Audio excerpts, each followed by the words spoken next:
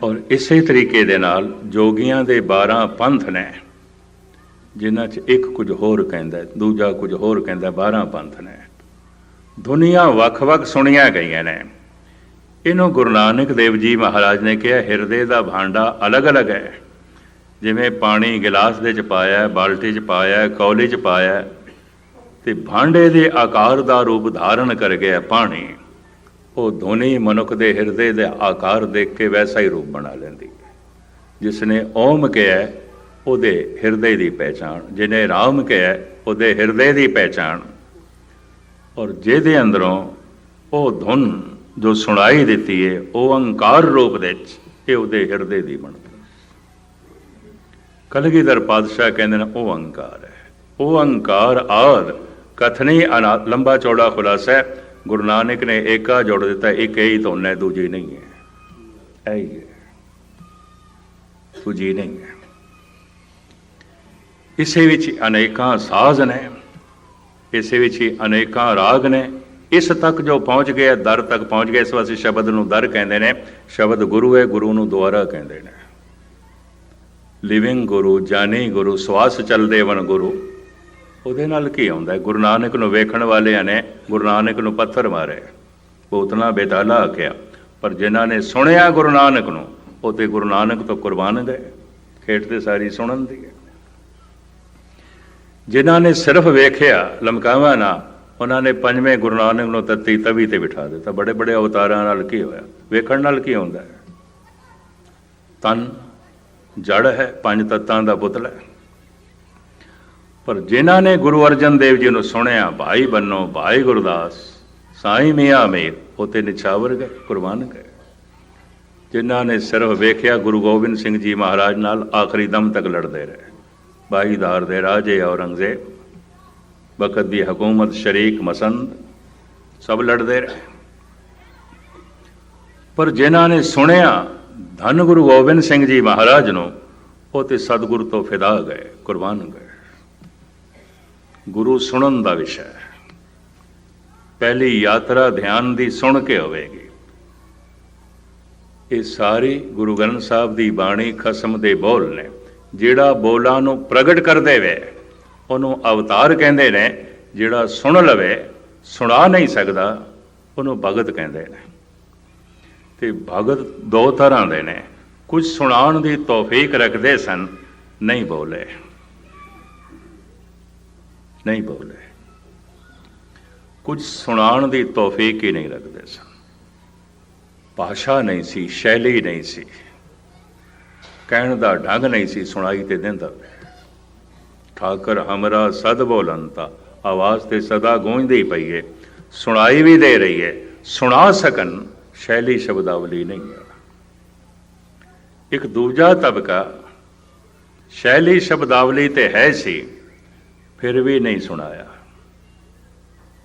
ਜਾਂ ਸੁਣਾਇਆ ਤੇ ਅਧੂਰਾ ਸੁਣਾਇਆ। ਕਿਉਂ? ਇਹਨੂੰ ਸਾਈਂ ਬੁੱਲੇ ਸ਼ਾਹ ਆਪਣੇ ਢੰਗ ਨਾਲ ਬਿਆਨ ਕਰਦਾ ਹੈ।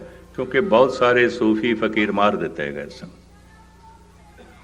ਸੂਫੀ ਫਕੀਰਾਂ ਨੂੰ ਮੁਗਲ ਬਾਦਸ਼ਾਹ ਨੇ ਬਰਦਾਸ਼ਤ ਨਹੀਂ ਕੀਤਾ ਸੀ। ਫਾਂਸੀ ਤੇ ਚਾੜੇ, ਬੰਦ ਕੱਟੇ ਇਹਨਾਂ ਦੇ। ਸ਼ਮਸ ਤਬਰੇਜ਼ ਦੀ ਪੁੱਠੀ ਖੱਲ ਲਾਈ ਮੁਲਤਾਨ ਦੇ 'ਚ।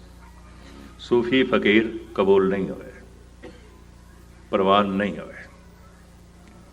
ਲੰਬੀ ਚੌੜੀ ਗਾਥਾ ਹੈ, ਸਮਾਂ ਆਉਣ ਲੱਗਾ, ਮੈਂ ਸਮਾਪਤੀ ਕਰਾਂ। ਤੋ ਸਾਈਂ ਬੁੱਲੇ ਸ਼ਾਹ ਵੀ ਸੂਫੀ ਸੀ। ਕਹਿੰਦਾ ਇੱਕ ਵਾਜਬ ਸ਼ਰਤ ਅਦਬ ਦੀ ਹੈ, ਹਰ ਵਿੱਚ ਸੂਰਤ ਰੱਬ ਦੀ ਹੈ। ਜੇ ਜ਼ਾਹਿਰ ਕਰਾਂ ਇਸਰਾਰ ਤਾਈਂ, ਸਾਰੇ ਭੁੱਲ ਜਾਵਨ ਤਕਰਾਰ ਤਾਈਂ। ਫਿਰ ਮਾਰਨ ਬੁੱਲੇ ਯਾਰ ਥਾਈਂ, ਤੇ ਗੁਪਤੀ ਬਾਤ ਸੁਖੀਂਦੀ।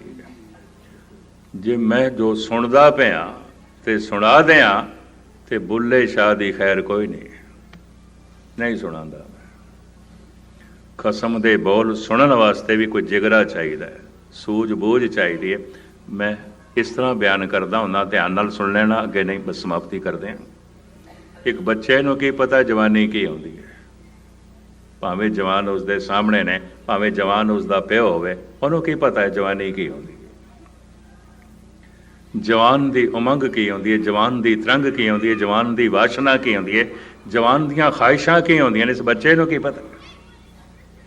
जवान हो के पता चलता है जवानी की है, उंज नहीं पता चलता।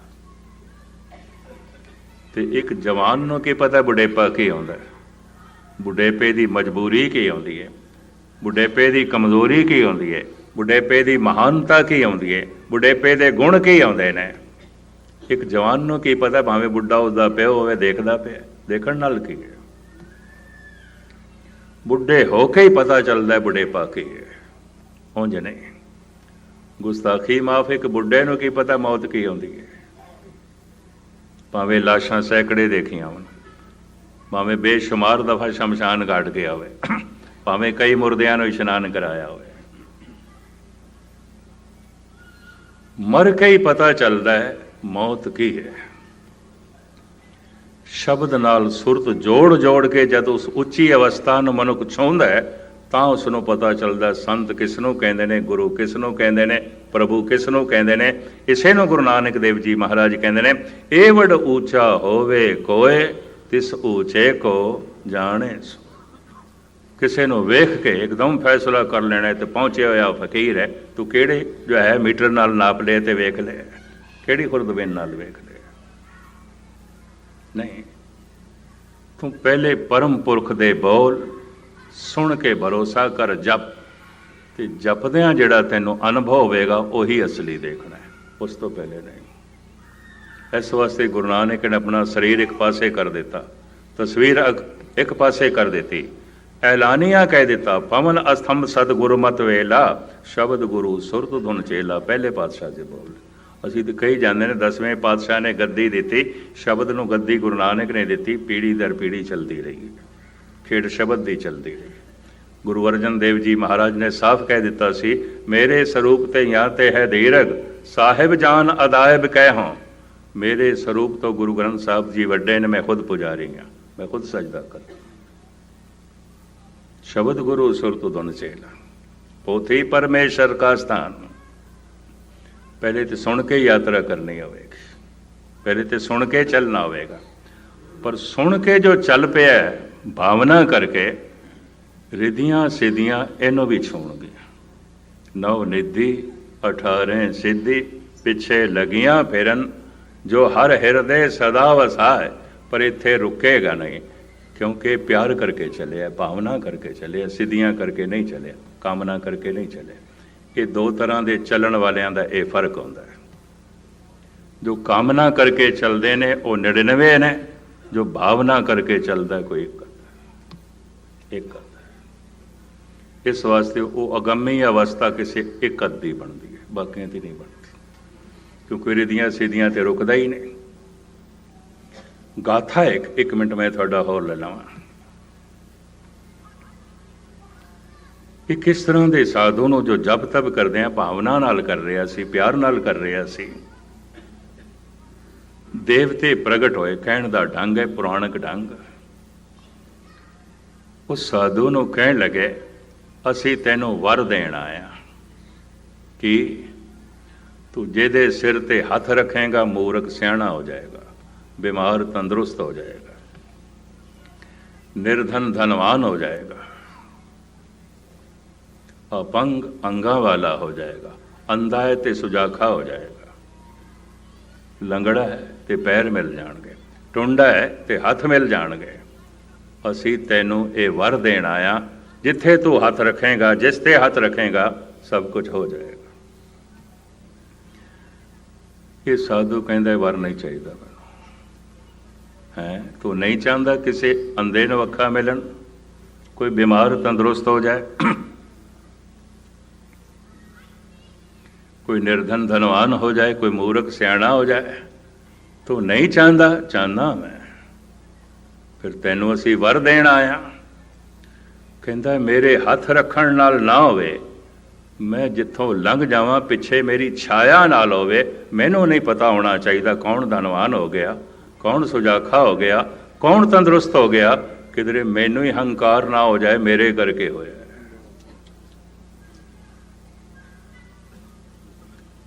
मेरे हथ रखण नाल नहीं होना चाहिए। जिन्ना वड्डे वड्डे लोगों ने, महान मनुखा ने, रब्बी प्यार वाले ने जो परोपकार किए, उन्होंने ना कदी जताया ਤੇ ਨਾ ਕਦੀ ਅਹਿਸਾਸ ਕੀਤਾ ਸੀ ਕੋਈ ਪਰਉਪਕਾਰ ਕੀਤਾ। ਹੋ ਗਿਆ ਉਹਨਾਂ ਕੋਲ। ਫੁੱਲ ਦੇ ਚੋਂ ਮਹਿਕ ਨਿਕਲਦੀ ਹੈ, ਸੂਰਜ ਦੇ ਚੋਂ ਰੋਸ਼ਨੀ ਨਿਕਲਦੀ ਹੈ, ਜਲਦੇ ਦੀਵੇ ਵਿੱਚੋਂ ਪ੍ਰਕਾਸ਼ ਨਿਕਲਦਾ ਹੈ। ਪ੍ਰਕਾਸ਼ ਜੋ ਹੈ ਪਰਉਪਕਾਰ ਉਹਨਾਂ ਕੋਲ ਨਿਕਲਦਾ ਹੈ। ਉਹ ਰਿਧੀਆਂ ਸਿੱਧੀਆਂ ਤੇ ਰੁਕਦੇ ਨਹੀਂ। ਕਾਮਨਾ ਕਰਕੇ ਜੋ ਆਰਾਧਨਾ ਕਰ ਰਿਹਾ ਰੁਕ ਜਾਏਗਾ, ਇੱਥੇ ਹੀ ਰੁਕ ਜਾਏਗਾ। ਲੇਕਿਨ ਕਾਮਨਾ ਕਰਕੇ ਆਰਾਧਨਾ ਕਰਨ ਵਾਲਾ ਵੀ ਵਿਅਰਥ ਨਹੀਂ ਜਾਏਗਾ, ਮਿਲ ਜਾਂਦੇ ਹਨ। ਕਾਮਨਾ ਦੀ ਪੂਰਤੀ ਹੋ ਜਾਏਗੀ, ਰੁਕ ਜਾਏਗਾ। ਤੇ ਕਾਮਨਾ ਦੀ ਪੂਰਤੀ ਹੋ ਗਈ, ਸਿੱਧੀ ਹੋ ਗਈ, ਸਿੱਧੀ ਤੇ ਹੋ ਗਈ, ਹੋ ਗਈ ਹੈ ਕਾਮਨਾ ਦੀ ਪੂਰਤੀ। ਰੁਕ ਕੀਤਾ ਹੀ ਸਭ ਕੁਝ ਕਾਮਨਾ ਵਾਸਤੇ ਸੀ। ਪਾਠ ਰਖਾਇਆ ਸੀ, ਲੰਗਰ ਚਲਾਇਆ ਸੀ, ਸਭ ਕੁਝ ਕੀਤਾ ਸੀ ਇਸੇ ਕਾਮਨਾ ਦੀ ਪੂਰਤੀ ਵਾਸਤੇ। ਹੋ ਗਈ ਗੱਲ ਖਤਮ। ਕੀ ਜਾਣਾ ਹੁਣ ਗੁਰਦੁਆਰੇ? ਕੀ ਕਰਨਾ? ਕੀ ਕਰਨਾ ਹੈ? ਜਪ ਤਪ ਕਰਕੇ। ਗਹਿਰਾ ਜਬ ਤੱਕ ਭਾਵਨਾ ਨਾਲ ਹੋਵੇਗਾ, ਕਾਮਨਾ ਨਾਲ ਨਹੀਂ ਹੋਵੇਗਾ। ਔਰ ਇਹ ਧਿਆਨ ਵਿਗਿਆਨਮਈ ਕੋਸ਼ ਤੇ ਚੌਥੇ ਕੋਸ਼ ਤੇ ਪਹੁੰਚਦਿਆਂ ਮਨੁੱਖ ਨੂੰ ਸਿੱਧ ਬਣਾ ਦਿੰਦਾ ਹੈ। ਪਰ ਭਗਤ ਨਹੀਂ, ਸੰਤ ਨਹੀਂ, ਬ੍ਰਹਮ ਗਿਆਨੀ ਨਹੀਂ, ਹਨੂਜ਼ ਦਿੱਲੀ ਦੂਰਸਤ, ਅਜੇ ਪੜਾਓ ਅੱਗੇ। ਬਾਕੀ ਇਹ ਵਿਚਾਰਾਂ ਮੈਂ ਕੱਲ ਤੁਹਾਡੇ ਸਾਹਮਣੇ ਰੱਖਾਂਗਾ। ਖੁਲਾਸਾ ਕੀਤਾ ਇਸ ਸਮੇਂ 'ਚ, ਖੋਲੀ ਇਹ ਗੱਲ। ਇਹ ਹੁਣ ਤੁਸੀਂ ਅੱਜ ਨਿਰਣਾ ਕਰ ਲੈਣਾ। ਸਾਡਾ ਆਉਣਾ, ਸਾਡਾ ਜਪ ਤਪ, ਸਾਡਾ ਪੜ੍ਹਨਾ, ਸਾਡਾ ਸਭ ਕੁਝ ਕਰਨਾ ਕਿਸੇ ਕਾਮਨਾ ਕਰਕੇ ਜਾਂ ਭਾਵਨਾ ਕਰਕੇ। ਕੁਝ ਐਸੇ ਵੀ ਤਬਕੇ ਆਉਣਗੇ, ਮਨੋਰੰਜਨ, ਚਲੋ ਹੋ ਆਉਂਦੇ ਆ ਗੁਰਦੁਆਰੇ, ਸਮਾਂ ਪਾਸ ਕਰਾਂਗੇ, ਨਾ ਕਾਮਨਾ ਨਾ ਭਾਵਨਾ। ਇਹ ਤਬਕਾ ਵੀ ਹੋ ਸਕਦਾ ਹੈ, ਥੋੜਾ ਜਿਹਾ ਹੋ ਸਕਦਾ ਹੈ। ਐਸੇ ਲੋਕ ਕਿਸੇ ਹੱਦ ਤੱਕ ਵਾਈਬ੍ਰੇਸ਼ਨ ਖਰਾਬ ਕਰ ਦੇਣ। ਜੋ ਸਤਸੰਗ ਦੀ ਬਣਦੀ ਹੈ, ਹਵਾ ਬਣਦੀ ਹੈ, ਉਹਨੂੰ ਖਰਾਬ ਕਰਦੇ, ਮਨੋਰੰਜਨ ਲਈ ਆਏ। ਪਰ ਮੈਂ ਫਿਰ ਅਰਜ਼ ਕਰਾਂ, ਜੋ ਕਾਮਨਾ ਕਰਕੇ ਵੀ ਆਏ ਨੇ, ਭਾਵਨਾ ਕਰਕੇ ਆਏ ਨੇ, ਅਜੇ ਸਤਸੰਗ ਦੇ ਦਾਇਰੇ 'ਚ ਨੇ। ਹੋ ਸਕਦਾ ਹੈ ਕਾਮਨਾ ਕਰਨ ਵਾਲੇ ਨੂੰ ਵੀ ਕਿਧਰੇ ਰਸ ਆਉਣ ਲੱਗ ਪਵੇ ਤੇ ਉਹਦੀ ਕਾਮਨਾ ਭਾਵਨਾ ਬਣ ਜਾਏ। ਮੁਹੰਮਦ ਸਾਹਿਬ ਨੇ ਲਾਲਚ ਦਿੱਤੇ, ਹੂਰਾਂ ਮਿਲਣਗੀਆਂ, ਗੋਰੀ ਸ਼ਰਾਬ ਮਿਲੇਗੀ, ਸੋਨੇ ਦੇ ਮਹਿਲ ਮਿਲਣਗੇ। ਖਲੀਫਿਆਂ ਨੇ ਕਿਹਾ ਵੀ ਸੀ, ਮਹਾਰਾਜ ਇਹ ਕੀ, ਹਜ਼ਰਤ ਇਹ ਕੀ? ਮੁਹੰਮਦ ਸਾਹਿਬ ਕਹਿੰਦੇ ਸਰ ਕਰਨ ਤੇ ਦਿਓ, ਕਰਨ ਤੇ ਦਿਓ। ਪਹਿਲੇ ਇਹਨਾਂ ਦੇ ਮੂੰਹ 'ਚ ਇਹ ਹੀ ਪਾਉਂਦੇ ਹਾਂ, ਫਿਰ ਦੇਖਦੇ ਹਾਂ ਅਸਲੀ ਗੱਲ ਦਾ ਮਤਾ ਇਹਨਾਂ ਨੂੰ ਸਵਾਦ ਆ ਜਾਏ। ਮਤਾ ਕਿਧਰੇ ਨਮਾਜ਼ ਨਾਲ ਜੁੜ ਜਾਣ, ਮਤਾ ਕਿਧਰੇ ਖੁਦਾ ਨਾਲ ਜੁੜ ਜਾਣ। ਉਜਾਗਰ ਕਾਮਨਾ ਕੀਤੀ, ਪਰ ਅੰਦਰ ਮੁਹੰਮਦ ਸਾਹਿਬ ਦਾ ਅਕੀਦਾ ਇਹਨਾਂ ਨੂੰ ਖੁਦਾ ਨਾਲ ਜੋੜਨਾ ਹੈ। ਇਹਨਾਂ ਦੇ ਚੋਂ ਵੀ ਕੁਛ ਇੱਕ ਮਨੁੱਖ ਕਾਮਨਾ ਕਰਕੇ ਜਪਦੇ ਜਪਦੇ ਹੋ ਸਕਦੀ ਹੈ ਉਹਨਾਂ ਦੀ ਕਾਮਨਾ ਭਾਵਨਾ 'ਚ ਤਬਦੀਲ ਹੋ ਜਾਏ, ਔਰ ਕਾਮਨਾ ਦੀ ਪੂਰਤੀ ਤੇ ਰੁਕਣ ਨਾ, ਚੱਲ ਹੀ ਪੈਣ, ਚੱਲ ਹੀ ਪੈਣ। ਇਹ ਬਾਕੀ ਖੁਲਾਸਾ ਕੱਲ ਤੁਹਾਡੇ ਸਾਹਮਣੇ। ਸਾਰਿਆਂ ਦਾ ਧੰਨਵਾਦ, ਬੜੇ ਟਿਕਾਉ ਨਾਲ ਸੁਣਿਆ। 2 ਦਿਨ ਮੈਂ ਹੋਰ ਤੁਹਾਡੇ ਚਰਨ ਪਰਸਣੇ ਨੇ। ਆਰੰਭ ਕੀਤਾ ਹੈ ਮਜ਼ਮੂਨ ਪੰਥ, ਪੰਥੀ ਔਰ ਧਰਮ। ਧਰਮ ਪੰਥ ਜੋ ਚੱਲਦਾ ਹੈ ਉਹ ਪੰਥੀ ਹੈ, ਪੰਥ ਤੇ ਜੋ ਚੱਲਦਾ ਹੈ ਪੰਥੀ ਹੈ, ਜੋ ਪਹੁੰਚ ਗਿਆ ਉਹ ਧਾਰਮਿਕ। ਜੋ ਪੰਥ ਤੇ ਚੱਲਦਾ ਹੈ ਧਾਰਮਿਕ ਨਹੀਂ ਹੈ। ਇਸ ਵਾਸਤੇ ਬਾਣੀ ਦਾ ਪਾਠ ਕਰਨ ਵਾਲੇ, ਰੋਜ਼ ਗੁਰਦੁਆਰੇ ਆਉਣ ਵਾਲੇ, ਜਦ ਕੁਝ ਖਰਮਸਤੀਆਂ ਉਹਨਾਂ ਦੀਆਂ ਉਜਾਗਰ ਹੁੰਦੀਆਂ ਲੋਕੀ ਕਹਿੰਦੇ ਨੇ, ਤੇ ਮੈਂ ਉਹਨਾਂ ਨੂੰ ਕਹਿੰਦਾ ਹੁੰਦਾ ਧਾਰਮਿਕ ਨਹੀਂ ਨੇ, ਪੰਥੀ ਨੇ। ਰਸਤੇ 'ਚ ਹੀ ਨੇ, ਰਸਤੇ ਦੀਆਂ ਠੋਕਰਾਂ ਵੀ ਆਉਂਦੀਆਂ, ਰਸਤੇ ਦੀ ਤੋੜ ਵੀ ਆਉਂਦੀ ਹੈ। ਇਹ ਕੋਈ ਧਾਰਮਿਕ ਨਹੀਂ ਨੇ, ਪੰਥੀ ਨੇ, ਰਸਤੇ ਦੇ 'ਚ ਨੇ। ਤੇ ਜੋ ਰਸਤੇ ਦੇ 'ਚ ਵੀ ਨਹੀਂ, ਉਹਨਾਂ ਨੂੰ ਕਹਿੰਦੇ ਨੇ ਅਧਾਰਮਿਕ। ਇਸ ਤਰ੍ਹਾਂ ਇਹ 3 ਸ਼੍ਰੇਣੀਆਂ ਬਣਦੇ ਨੇ, ਅਧਾਰਮਿਕ, ਪੰਥੀ, ਧਾਰਮਿਕ। ਇਹ ਫੈਸਲਾ ਹਰ ਮਨੁੱਖ ਨੇ ਕਰਨਾ ਹੈ। ਸਤਿਗੁਰ ਰਹਿਮਤ ਕਰਨ, ਪੰਥੀ ਤੇ ਅਸੀਂ ਹੈਗੇ ਹਾਂ, ਪਾਤਸ਼ਾਹ ਸਾਨੂੰ ਧਾਰਮਿਕ ਬਣਾਉਣ, ਟਿਕਾਣੇ ਤੇ ਪਹੁੰਚਾਉਣ। ਸਿਰਫ 2-4 ਦਫਾ ਚੌਂਕੇ ਕਾਫੀ ਬੋਲਿਆ ਗਿਆ। ਤੁਸੀਂ ਬੈਠਿਆਂ ਥੱਕ ਗਏ ਹੋਵੋਗੇ, ਤੇ ਮੈਂ ਕਥਨ ਕਰਦਿਆਂ ਕਰਦਿਆਂ ਮੇਰਾ ਕੰਠ ਸਿਰਫ 1-2 ਦਫਾ ਇਕਾਗਰਤਾ ਬਖਸ਼ਣੀ ਔਰ ਜਪ ਕੇ ਧੁਨ ਦੇ 'ਚ ਧਿਆਨ ਜੋੜਨਾ। ਮੈਂ ਫਿਰ ਅਰਜ਼ ਕਰਾਂ, ਧੁਨ ਦੇ 'ਚ ਧਿਆਨ ਜੋੜਨਾ ਕੀ ਹੈ? ਸੁਣਨਾ, ਸੁਣਨਾ। ਫਿਰ ਕਈ ਪੁੱਛਣਗੇ ਧਿਆਨ ਕਿੱਥੇ ਜੋੜੀਏ?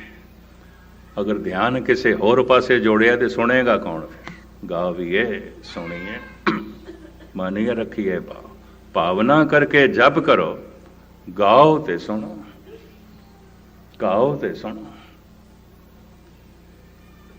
सुनना ही ध्यान जोड़ना। अगर ध्यान नहीं तो फिर कौन सुनेगा? शब्द के अंदर नहीं जाएगा। सुनना ही ध्यान जोड़ना। उम्मीद है शायद गल पकड़े च आएगी। अगर ध्यान ना होया, जबान वाहिगुरू वाहिगुरू करती रहेगी, मन ने नहीं सुनना। किसने सुनना है? मन श्रोता नहीं बनेगा। सुनना है सिर्फ एक दो दफा। वाहेगुरू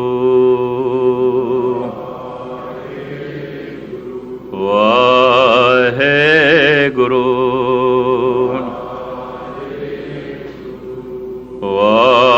वाहेगुरू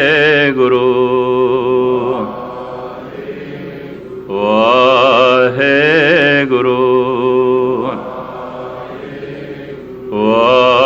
वाहेगुरू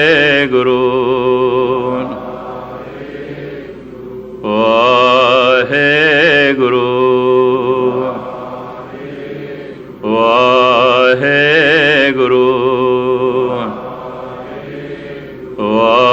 वाहेगुरू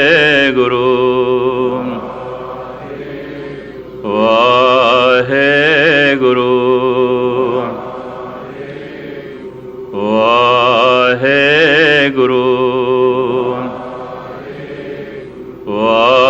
वाहेगुरू वाहेगुरू। धन गुरु नानक ਦੀ ਮਹਾਰਾਜ ਦੀ ਮਹਿਰਾਮਤ। ਜਿਵੇਂ ਅਸੀਂ ਜ਼ਬਾਨ ਨੂੰ ਬੋਲਣ ਵਾਸਤੇ ਰਾਜ਼ੀ ਕਰ ਲੈਂਦੇ ਹਾਂ, ਮਨ ਸੁਣਨ ਵਾਸਤੇ ਵੀ ਰਾਜ਼ੀ ਹੋ ਜਾਏ, ਮਨ ਸਰੋਤਾ ਵੀ ਬਣ ਜਾਏ, ਫਿਰ ਸ਼ਬਦ ਮਨ ਦੇ ਚ ਵਸ ਗਿਆ, ਮਨ ਪ੍ਰਮਾਤਮਾ ਹੋ ਗਿਆ। ਮਨ ਤੋਂ ਜੋਤ ਸਰੂਪ ਹੈ ਆਪਣਾ ਮੋਲ ਪਛਾਣ। ਜਨਮਾਂ ਜਨਮਾਂਤਰਾਂ ਦਾ ਜੋ ਸੂਖਸ਼ਮ ਸਰੀਰ ਦਾ ਢਾਂਚਾ ਬਣਿਆ ਹੋਇਆ ਸੀ, ਉਹ ਜੋਤੀ ਜੋਤ ਰਲੀ ਸੰਪੂਰਨ ਥਿਆ ਰਾਮ, ਔਰ ਯਾਤਰਾ ਸਫਲ ਹੋ ਜਾਂਦੀ ਹੈ। ਪਾਤਸ਼ਾਹ ਸਾਰਿਆਂ ਦੀ ਜੀਵਨ ਯਾਤਰਾ ਸਫਲ ਕਰਨ। ਭੁੱਲ ਚੁੱਕ ਦੀ क्षमा।